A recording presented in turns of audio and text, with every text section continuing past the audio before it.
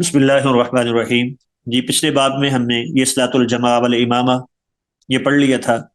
جی آج کا سبق ہے حضرت انس رضی اللہ تعالی عنہ سے مروی روایت ہے، 329 نمبر روایت، کہ اللہ کے نبی نے فرمایا رسو صفوفکم، اپنی صفوں کو مضبوطی سے ملاؤ، اچھی طرح ملاؤ صفوں کو۔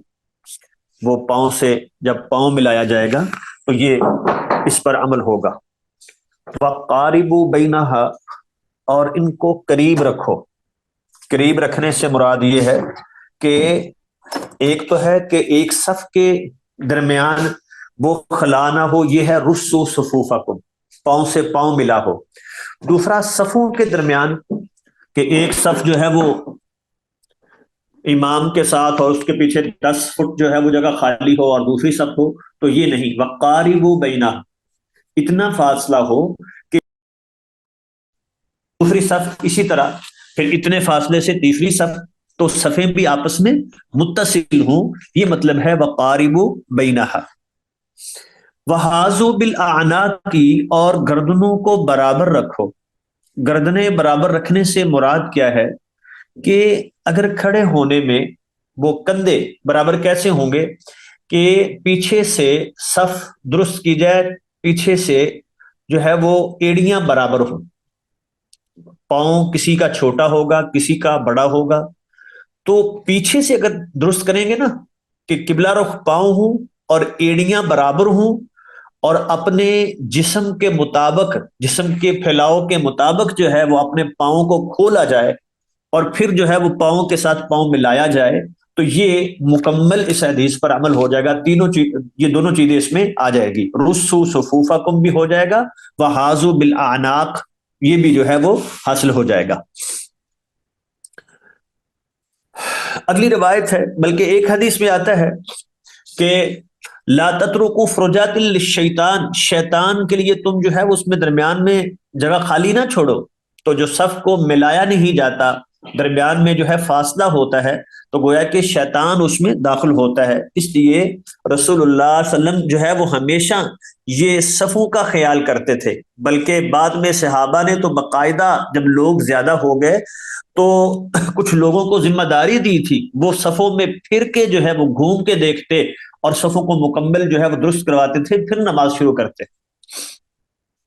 حضرت ابو ہریرہ رضی اللہ تعالی عنہ فرماتے ہیں قال رسول اللہ صلی اللہ علیہ وسلم، اللہ کے نبی نے فرمایا خیر صفوف الرجال اولها، مردوں کی بہترین صف جو ہے وہ پہلی صف ہے، وشرها آخرها، اور سب سے کم درجے کے اعتبار سے آخری صف ہے۔ یہاں شر سے مراد یہ گناہ نہیں ہے، بلکہ کیا ہے، سب سے کم درجے والی، ورنہ نماز پڑھنے میں وہ بے شک آخری صف میں کھڑا ہو، گناہ تو نہیں ہوگا نا۔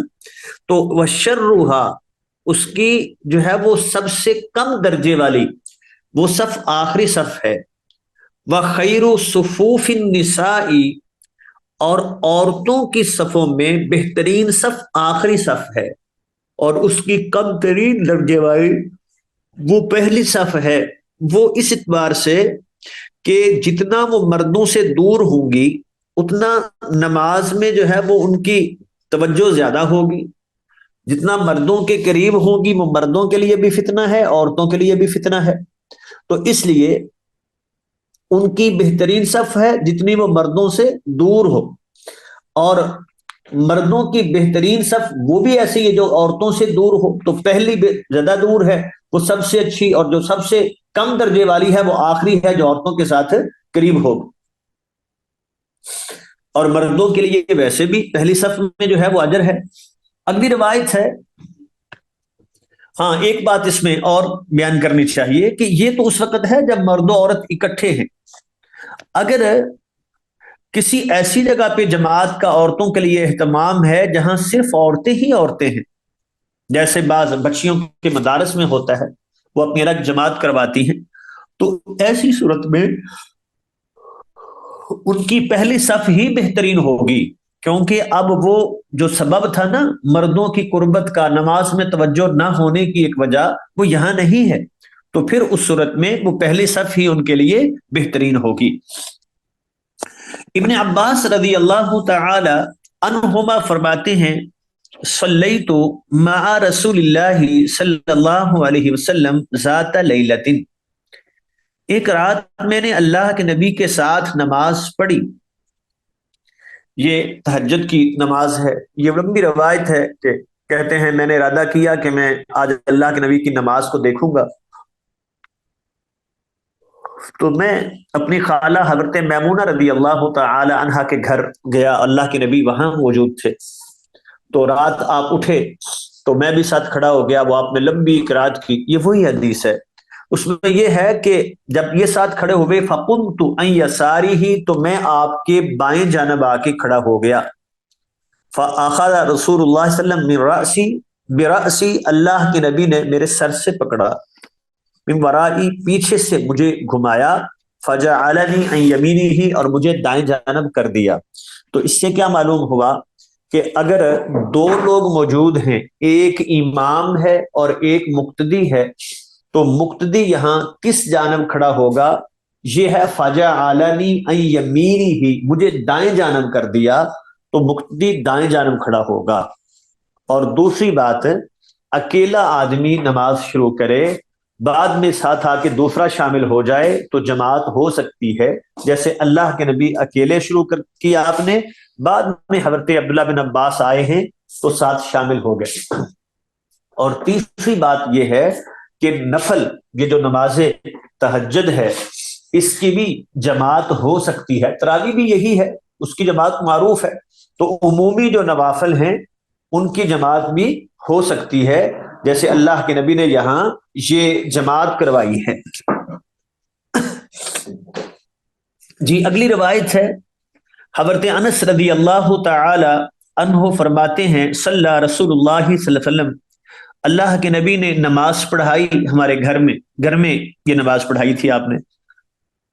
فَكُنْتُ انا ویتیم خلفہ، میں اور ایک چھوٹا بچہ. یتیم چونکہ کہتے ہی اس بچے کو ہیں جس ابھی جو بالغ نہ ہوا ہو. بلوغت کے بعد تو شرعی طور پہ یتیمی نہیں رہتی. یہ ہمارے ہاں ایک ویسے ہی معروف ہے کہ وہ 50 سالہ بابا بھی کہتا ہے میں یتیم ہو گیا. تو حالانکہ یتیمی بلوغت سے پہلے ہوتی ہے. تو فقمت، میں کھڑا ہوا، ویتیم، اور ایک یتیم، ایک چھوٹا بچہ، خلفہ، اللہ کے نبی کے پیچھے، وام سلیم، اور والدہ ام سلیم جو ہیں خلفنا، وہ ہمارے پیچھے کھڑی ہوئی. دو باتیں اس سے معلوم ہوئی. ایک تو یہ ہے کہ بے شک نماز پڑھنے میں عورت کا کوئی محرم رشتہ ہی کیوں نہ ہو، بیٹا اور باپ ہی کیوں نہ ہو، وہ دونوں مل کے صف میں اکٹھے نہیں ہوں گے. مردوں کے ساتھ اختلاط نہیں ہوگا، عورت پیچھے ہی کھڑی ہوگی. اور دوسری بات یہ ہے کہ عورت پیچھے اکیلی ہی صف ہے، وہ اکیلی ہی ہے، تب بھی پیچھے اکیلی کھڑی ہو جائے گی. اب یہ نہیں ہے کہ اس اکیلی کی جماعت نہیں ہوگی، بلکہ وہ پیچھے اکیلی ہی کھڑی ہو جائے گی. اور تیسری بات یہ ہے کہ اگر کوئی بچہ صف میں شامل ہے تو وہ بھی شمار ہوگا وہ صف میں. اسی لیے دیکھیں کہ وہ بچہ اور حضرت انس پیچھے کھڑے ہوئے ہیں. اگر وہ شمار ہی نہیں تھا تو پھر دو لوگ شمار ہوتے تھے، اللہ کے نبی اور حضرت انس، پھر وہ اکٹھے کھڑے ہوتے. جیسے دو لوگ ہوں تو جماعت ہوتی ہے، اور حضرت ام سلیم پیچھے کھڑے ہوتے، تو صف میں بچہ جو ہے وہ شامل ہوتا ہے. اگلی روایت ہے حضرت ابو بکرہ رضی اللہ تعالی عنہ فرماتے ہیں انہ انتہا الی النبی، یہ اللہ کے نبی کے پاس پہنچے، وہو راکعٌ، اس حال میں کہ آپ حالت رکوع میں تھے. فرکع قبل ان یصل الی الصف، تو آپ نے رکوع کر لیا. فرکع قبل ان یصل الی الصف، تو اللہ کے نبی رکوع میں تھے، تو حضرت ابو بکرہ نے صف میں پہنچنے سے پہلے ہی رکوع کر لیا. یعنی جیسے جوتیوں کی جگہ پر پہنچے نا تو دیکھا امام صاحب رکوع میں جا چکے ہیں، تو وہاں سے ہی رکوع کیا، اور رکوع کی حالت میں چلتے ہوئے ساتھ آ کے شامل ہو گئے. تو وَذَكَرَ ذَلِكَ لِلنَّبِيِّ، اور پھر یہ بات رسول اللہ صلی اللہ علیہ وسلم کو بتائی، جی میں نے ایسا کیا تھا. فقال له النبی صلی اللہ علیہ وسلم، تو اللہ کے نبی نے انہیں فرمایا زادک اللہ حرصا، اللہ تیرے شوق کو اور زیادہ کرے، ولا تعد، لیکن آئندہ ایسا نہ کرنا. ابو داؤد نے اس کو بیان، بخاری نے بیان کیا ہے، اور ابو داؤد میں ہے فراقا دون الصفی، صف سے پیچھے انہوں نے رکوع کر لیا، ثم مشى الى الصفی، پھر صف کی طرف چل کے گئے. اب یہاں مسئلہ ہے کہ زادک اللہ حرصا، اللہ تیرا شوق اچھا ہے کہ تو فوری آ کے نماز میں شامل ہو گیا، جیسے وہاں سے دیکھا تو وہاں سے نماز شروع کر لی، لیکن آئندہ ایسا نہ کرنا کہ سب سے پہلے ہی وہ نماز شروع کر دو اور پھر آ کے ساتھ حرکت کرتے ہوئے چلتے ہوئے آ کے شامل ہو، آئندہ ایسا نہ کرنا. یہاں اسی حدیث سے ایک معروف مسئلہ وہ اخذ کیا جاتا ہے کہ جو شخص رکوع میں آ کے شامل ہو جائے اس کی رکعت ہو جائے گی یا نہیں. اب یہ لفظ ہے لا تعد، بعض لوگ اس کو پڑھتے ہیں لا تعد، کہ نہ دہرا تو اس رکعت کو، تیری وہ رکعت ٹھیک ہے، اس کو دہرانے کی ضرورت نہیں ہے. اور پھر اسی سے دلیل لیتے ہیں کہ اگر کوئی شخص رکوع میں شامل ہو گیا تو اس کی رکعت ہو جاتی ہے، شمار ہوگی. حالانکہ یہ بات اس حدیث سے دلیل لینا درست نہیں ہے. ایک تو یہ لفظ تعد نہیں بلکہ لا تعد ہے، آئندہ ایسا نہ کرنا. اور باقی وہ رکعت انہوں نے دہرائی ہے کہ نہیں دہرائی اس کا تذکرہ ہی نہیں ہے. تو آپ نے صرف یہ کہا ہے کہ وہ صف سے پہلے ہی وہ نماز شروع کر دینا، تو یہ ٹھیک نہیں ہے، آئندہ ایسا نہ کرنا. رکعت کا تو یہاں ذکر ہی نہیں ہے. وہ دونوں باتیں ہو سکتی ہیں، کیونکہ ان کو پہلے سے معلوم ہو کہ جو شخص رکوع میں شامل ہوتا ہے اس کی رکعت نہیں ہوتی، رکعت پڑھ لی، تو کوئی دوسرا شخص کہہ سکتا ہے نہیں اگر پڑھی ہوتی تو ذکر ہوتا، یہاں ذکر نہیں ہے. تو اس کو جو ہے وہ دونوں امکان تو اس میں موجود ہے نا، اس لیے اس کو دلیل بنانا اس میں وضاحت نہیں ہے.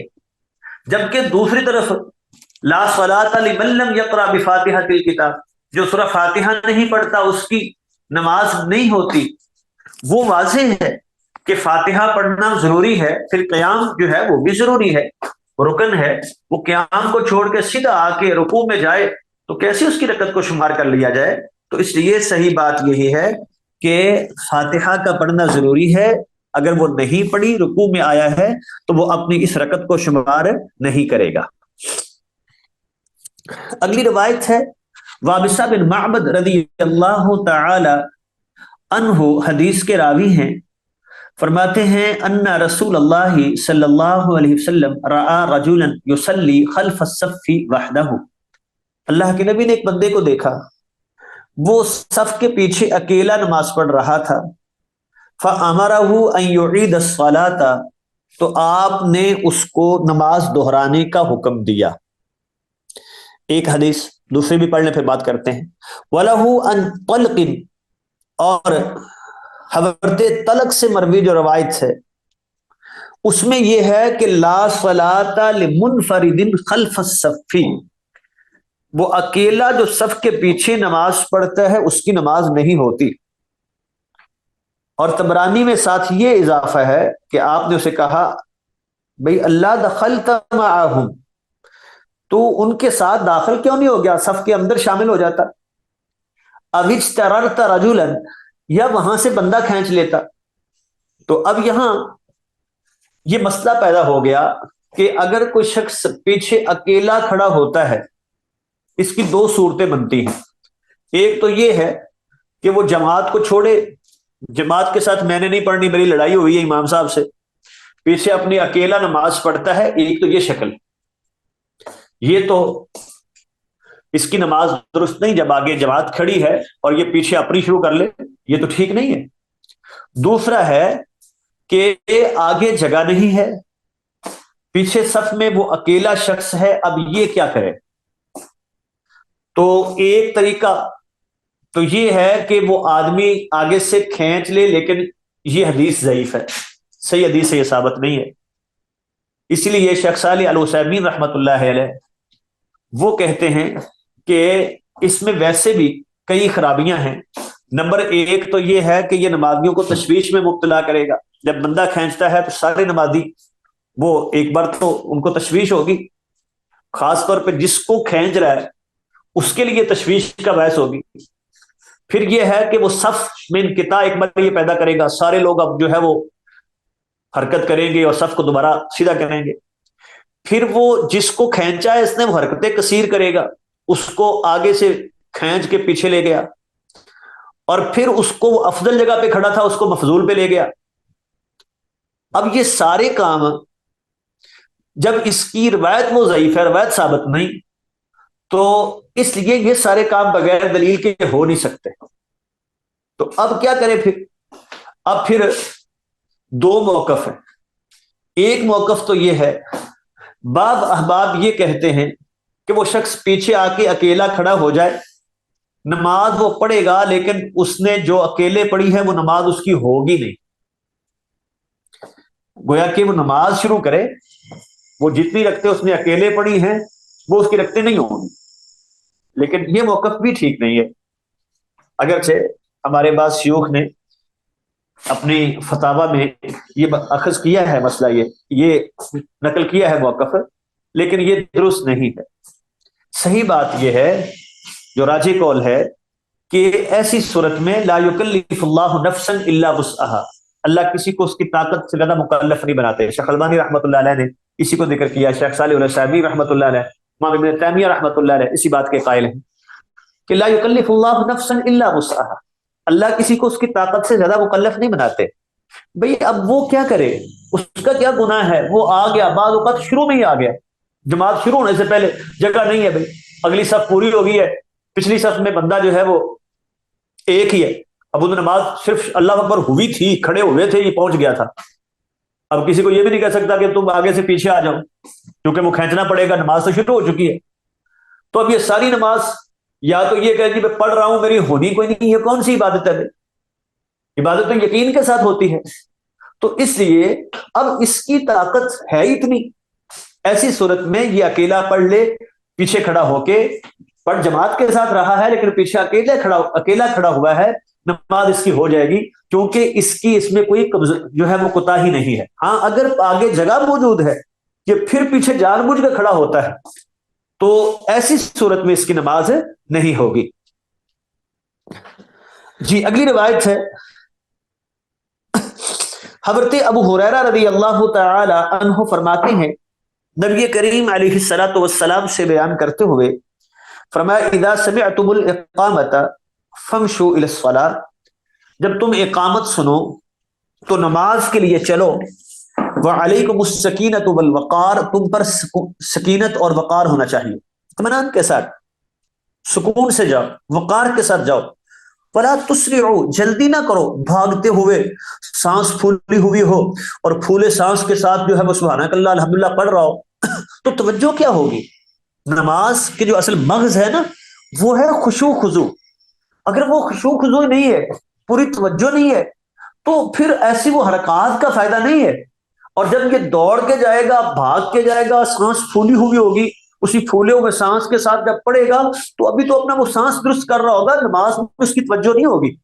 اسی لیے فرمایا کہ ایسے چلو، چل کے آؤ کہ علیکم السکینہ، تم پر سکینت ہو، وقار ہو، جلدی نہ کرو، فما ادرکتم فصلوا وما فاتکم فاتموا، جو پالو وہ پڑھ لو، جو رہ جائے وہ پوری کر لو۔ تو بھاگنے کی بجائے کہ بس دوڑ لگا کے وہ آخری ایک دو لفظ تاکہ میرے کانوں میں پڑ جائے، سبحان اللہ، تھوڑی سی الحمدللہ پڑھ لوں، رکعت میری ہو جائے، تو اس کی بجائے سکون سے جائے، ہاں رکعت رہ گئی ہے تو کھڑا ہو کے پڑھ لے، پڑھے تو اطمینان کے ساتھ، سکون کے ساتھ پڑھے۔ تو فما ادرکتم فصلوا، جو پالو وہ پڑھ لو، وما فاتکم، اور جو رہ جائے فاتموا، وہ پوری کر لو۔ اگلی روایت ہے، ہاں اس میں بھی ایک مسئلہ ہے، وہ یہ ہے کہ اگر انسان کی پہلی رکعت رہ گئی ہے تو یہ آ کے جو کھڑا ہوا ہے دوسری رکعت میں، وہ دوسری اس کی پہلی شمار ہوگی یا اس کی پہلی رہ گئی ہے وہ دوسری شمار ہوگی، اور پہلی اس نے بعد میں پڑھنی ہے؟ تو اس حوالے سے بھی اگرچہ اختلاف موجود ہے، لیکن صحیح بات یہی ہے کہ وہ جب آیا ہے تو وہ اس کی پہلی ہے، حتیٰ کہ وہ چوتھی رکعت میں آیا ہے تو وہ اس کی چوتھی نہیں ہے، وہ اس کی پہلی ہے، اور بعد میں وہ باقی اپنی پوری کر لے گا۔ یہ تو نہیں ہوگا نا کہ نماز اس کی دوسری سے شروع ہوگی، پہلے یہ دوسری تیسری چوتھی پڑھے پھر یہ پہلی پڑھے، تو ترتیب ایسے الٹ نہیں ہوگی۔ اگلی روایت ہے، حضرت ابی بن کعب رضی اللہ تعالی عنہ فرماتے ہیں کہ رسول اللہ صلی اللہ علیہ وسلم نے فرمایا، صلاۃ الرجل مع الرجل، آدمی کی نماز ایک آدمی کے ساتھ از کا زیادہ پاکیزہ ہے، زیادہ بہتر ہے، زیادہ اجر و ثواب والی ہے، من صلاته وحدہ، اس اکیلے کی نماز سے، ایک ہے اکیلا پڑھے، ایک ہے ایک بندے کے ساتھ مل کے جماعت کروا لیں، وصلاته مع الرجلین، دو لوگوں کے ساتھ زیادہ پاکیزہ ہے ایک آدمی کے ساتھ اس کی نسبت سے، وما کان اکثر، اور جتنے لوگ زیادہ ہوں گے، فہو احب الی اللہ عز وجل، وہ اللہ کو اتنا ہی زیادہ محبوب ہے۔ تو یعنی جماعت کے ساتھ اور پھر جہاں زیادہ لوگ جو ہوں نماز میں شریک، تو جتنے لوگ زیادہ ہوں گے اتنا ہی وہ اجر ہے وہ ان کو زیادہ ملے گا۔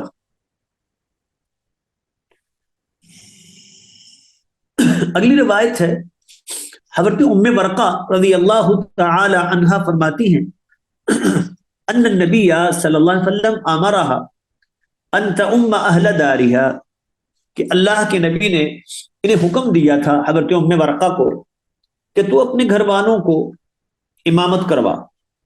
اب یہ وہ روایت ہے جس کی بنا پر جو ہے بعض لوگوں نے یہ دلیل لی کہ عورت جو ہے وہ مردوں کی جماعت بھی کروا سکتی ہے۔ وہ کہتے ہیں کیسے؟ لفظ دار جو ہے وہ محلے کے لیے بھی آتا ہے اور محلے میں مرد بھی ہوتے ہیں، تو جب حضرت ام برقہ جماعت کرواتی تھی تو اس میں محلے میں تو مرد بھی آتے ہیں، وہ بھی شامل ہوتے ہوں گے، حالانکہ یہ اس انداز سے دلیل تو نہیں بنتی، وہ عورتوں کو امامت کرواتی تھی۔ تو اس سے یہ معلوم ہوا کہ وہ عورتوں میں سے کوئی ایک امام بنے، عورتوں کی امامت کروا لے تو یہ ٹھیک ہے۔ اور اسی کی دلیل یہ بھی ہے کہ حضرت عائشہ صدیقہ رضی اللہ تعالی عنہ، حضرت ام سلمہ رضی اللہ تعالی عنہ اور دیگر بعض صحابیات بھی وہ عورتوں کی امامت کرواتی تھی، لیکن کبھی مردوں کی امامت نہیں کروائی۔ اگلی روایت ہے، حضرت انس رضی اللہ تعالی عنہ فرماتے ہیں کہ استخلف، اللہ کے نبی نے، ان النبی صلی اللہ علیہ وسلم، بے شک اللہ کے نبی نے، استخلف ابن ام مکتوم، اپنا نائب بنایا تھا عبداللہ بن ام مکتوم کو، یا ام الناس، کہ وہ لوگوں کو امامت کروائیں، وہو اعمی، حالانکہ وہ اندھے تھے، تو اندھا آدمی امامت کروا سکتا ہے، اس کو نائب بنایا جا سکتا ہے۔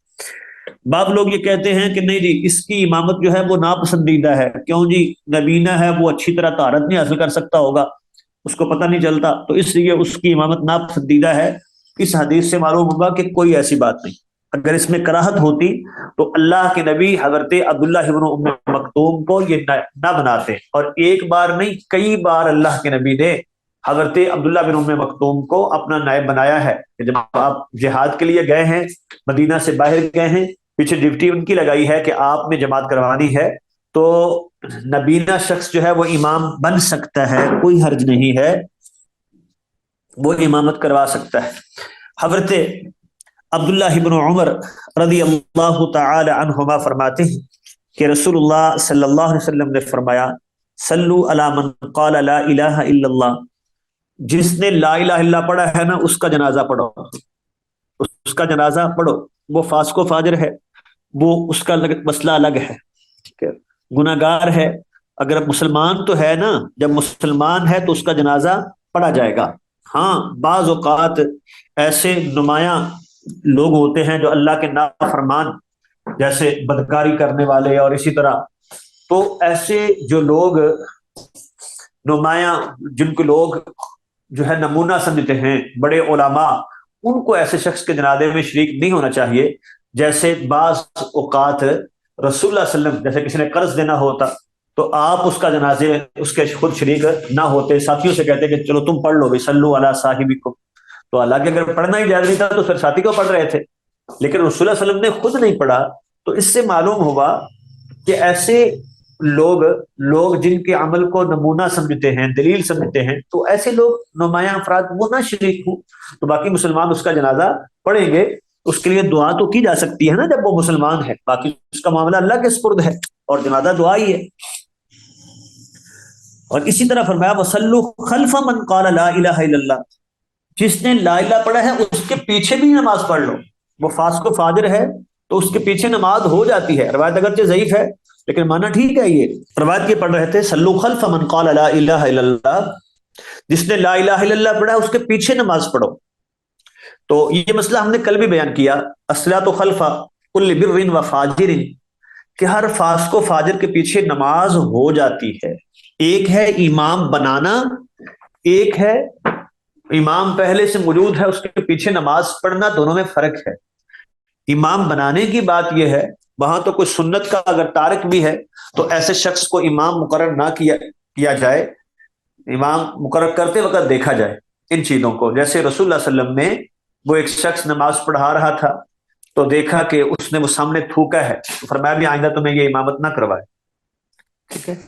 اور لوگ پوچھتے ہیں کہ یہ داڑھی کاٹنے والے کے پیچھے نماز ہو جاتی ہے. ہم کہیں گے نماز ہو جاتی ہے، لیکن ایسے شخص کو کیا امام بنانا چاہیے؟ تو نہیں، بہتر یہ ہے کہ ایسے شخص کو امام مقرر نہ کرے. ایسے ہی فاسق و فاجر کی بات ہے کہ اس کے پیچھے نماز ہو جانا اور بات ہے، لیکن ایک بندے کے بارے میں پتہ ہے وہ ایسا شخص ہے تو اس کو امام مقرر نہ کیا جائے. اور کل ہم نے اس پر یہ دلیل بھی پیش کی تھی. حضرت عثمان رضی اللہ تعالی عنہ سے جب پوچھا گیا کہ یعمنا امام و فتنہ، یہ فتنے کے جو امام ہیں وہی ہمیں نمازیں پڑھا رہے ہیں، تو ہم تو حرج محسوس کرتے ہیں کہ ان کے پیچھے ہم نماز پڑھیں جو ایسے لوگ ہیں. تو فرمایا کہ بھائی نماز اچھا کام ہے، جب وہ اچھا کام کر رہے ہیں تو ان کے ساتھ تم بھی کرو. ہاں، جب وہ برا کرے تو ان کے ساتھ تم شامل نہ ہو جاؤ. تو نماز جو ہے وہ ہر مسلمان کے پیچھے ہو جاتی ہے. اگلی روایت ہے حضرت علی بن ابی طالب رضی اللہ تعالی عنہ فرماتے ہیں قال رسول اللہ صلی اللہ علیہ وسلم، اللہ کے نبی نے فرمایا اذا اتا احدکم الصلاۃ، جب تم میں سے کوئی نماز کے لیے آئے، والامام علی حال، اور امام جس حالت میں ہو، فلیصنع کما یصنع الامام، وہی کرے جو امام کر رہا ہے، امام کے ساتھ اسی حالت میں شامل ہو جائے. یعنی امام رکوع میں ہے تو آئے گا اللہ اکبر، رکوع میں چلا جائے. سجدے میں ہے اللہ اکبر، اللہ اکبر تو ہے نماز شروع کرنے کے لیے. اور نماز شروع کرنے کے بعد اب پہلا کام کیا ہے؟ جہاں امام ہے وہاں پہنچ جائے. ہمارے ہاں یہ ایک غلطی ہے کہ اگر آئیں گے تو پہلے وہ امام جہاں بھی ہے، وہ سجدے میں ہے، رکوع میں ہے، یہ اللہ اکبر کہہ کے ہاتھ باندھ کے پھر جو ہے وہ جہاں امام ہے وہاں پہنچیں گے. یہ ٹھیک نہیں ہے، بلکہ بعض لوگ تو سبحان اللہ پڑھ کے پھر وہاں پہنچتے ہیں، یہ غلط ہے. امام جس حالت میں ہے، بھئی جب تم اللہ اکبر کہہ کے نماز میں شامل ہو گئے، اب امام کی اقتداء ضروری ہے، تو جہاں امام ہے وہاں پہنچ جاؤ. اب وہ صرف جو ہے یہ نہیں کہ وہ سبحان اللہ پڑھنا شروع ہو جاؤ یا ہاتھ باندھو، نہیں، جہاں امام ہے وہاں پہنچ جائیں گے، وہ سجدے میں ہے یا رکوع میں. اور اسی طرح بعض لوگ انتظار کرتے رہتے ہیں، امام رکوع میں ہے نا، سجدے میں چلا گیا، چلو کھڑے ہو جاؤ، سکون سے دوسرا سجدہ بھی کر لے، پھر کھڑا ہوگا، پھر ہم کھڑے ہو جائیں گے. کیوں بھائی اتنا ٹائم کیوں ضائع کر رہے ہیں؟ جس حالت میں امام ہے اس کے ساتھ شامل ہو جاؤ. ٹھیک ہے برکت شمار نہیں ہونی، لیکن تمہیں اس سجدے کا اجر ملے گا. وہ تم نے جو نماز میں حرکت کی ہے اس کا اجر تو تمہیں ملے گا. تو کیوں اس اجر سے محروم رہتے ہو؟ تو جہاں امام ہے اس حالت میں جا کے شامل ہو جاؤ. اگلا باب ہے باب صلاۃ المسافر والمریض، مسافر کی نماز اور مریض کی نماز. حضرت عائشہ رضی اللہ تعالی عنہا فرماتی ہیں اول ما فرضت الصلاۃ رکعتان، شروع میں جو نماز فرض کی گئی وہ 2 رکعتیں تھیں فرائض. فاقرت صلاۃ السفر، تو صلاۃ السفر کو ویسے ہی برقرار رکھی گئی، یعنی 2 رکعتیں. واتمت صلاۃ الحضر، اور جو حضر کی نماز ہے سفر کے علاوہ کی جو ہے نا، اس میں نماز کو مکمل کر دیا گیا، وہ 4 رکعتیں کر دی گئی۔ تو اب یہ صلاۃ القصر کی بات ہو رہی ہے، صلاۃ قصر۔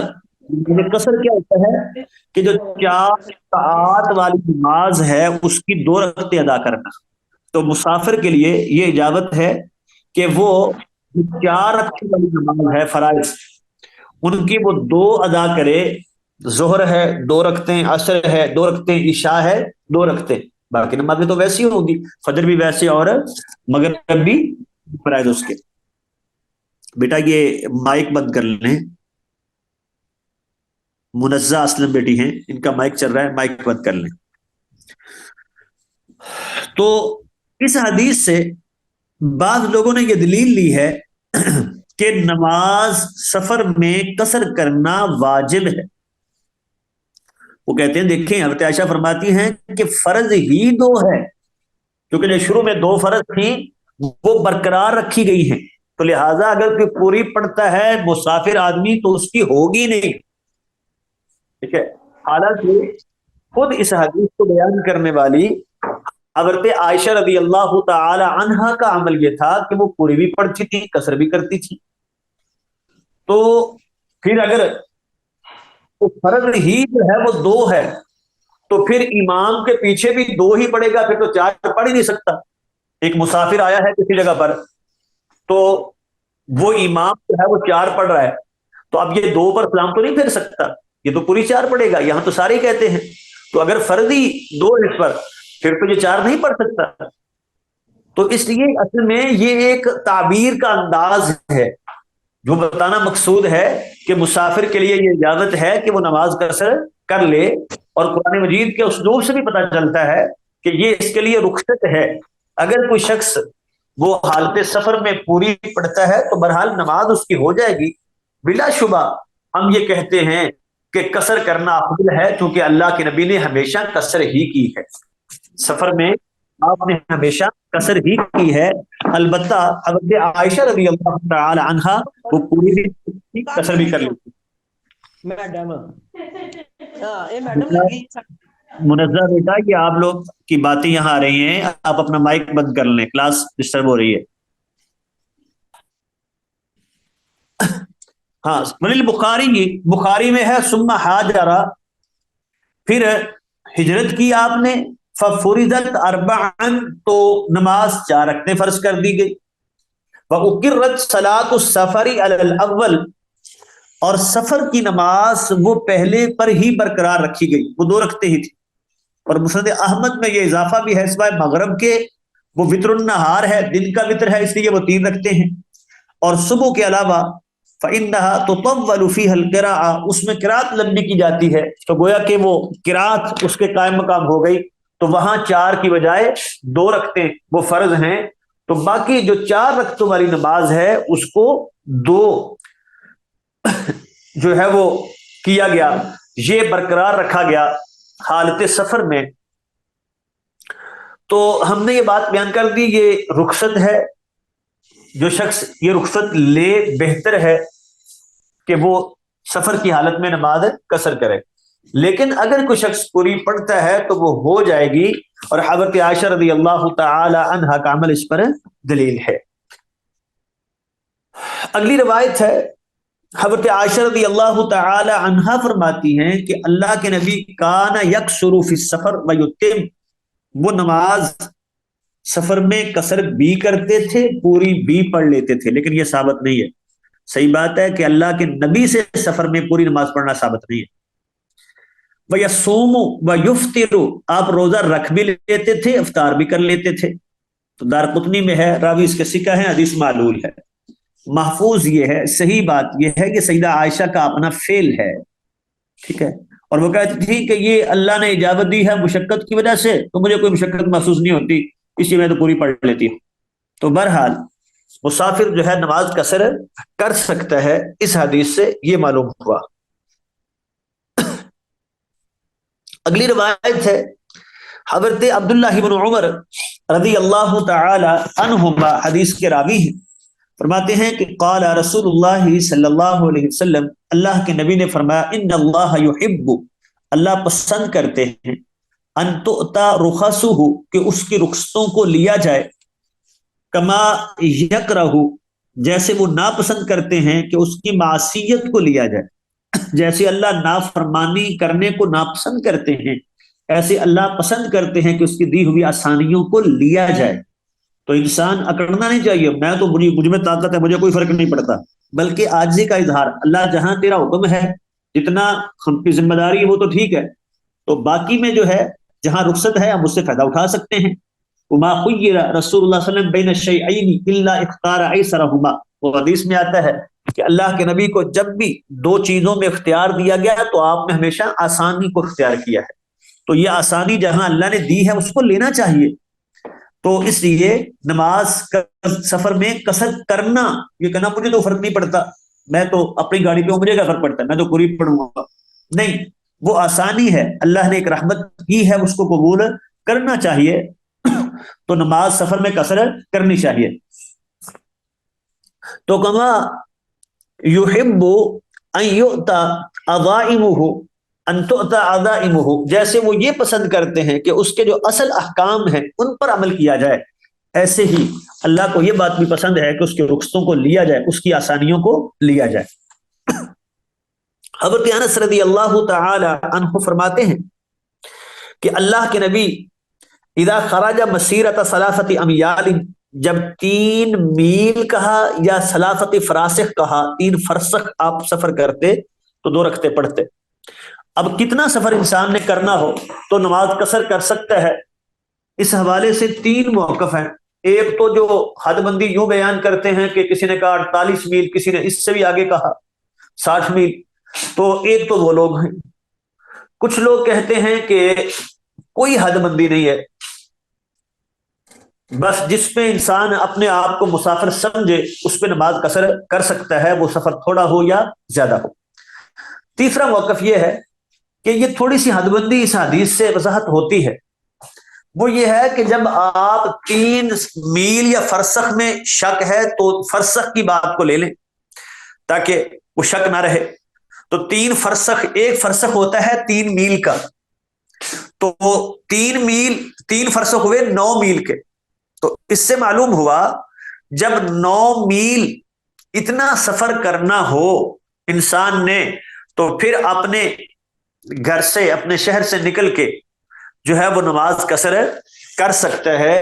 اگر اس سے کم کرنا ہے تو گویا کہ اس کو مسافر نہیں سمجھا جائے گا، وہ نماز قصر نہ کرے۔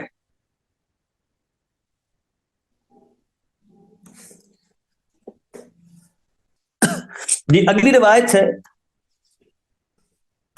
وعنہ رضی اللہ تعالی عنہ قال خرجنا مع رسول اللہ صلی اللہ علیہ وسلم، کہتے ہیں ہم اللہ کے نبی کے ساتھ نکلے، من المدینۃ الی مکہ، مدینہ سے مکہ کی طرف، فکان یصلی رکعتین رکعتین، تو آپ سارے رستے 2 رکعتیں پڑھتے رہے، بلکہ مکہ آ کے بھی حتی رجعنا الی المدینہ، یہاں تک کہ ہم مدینہ واپس پہنچ گئے۔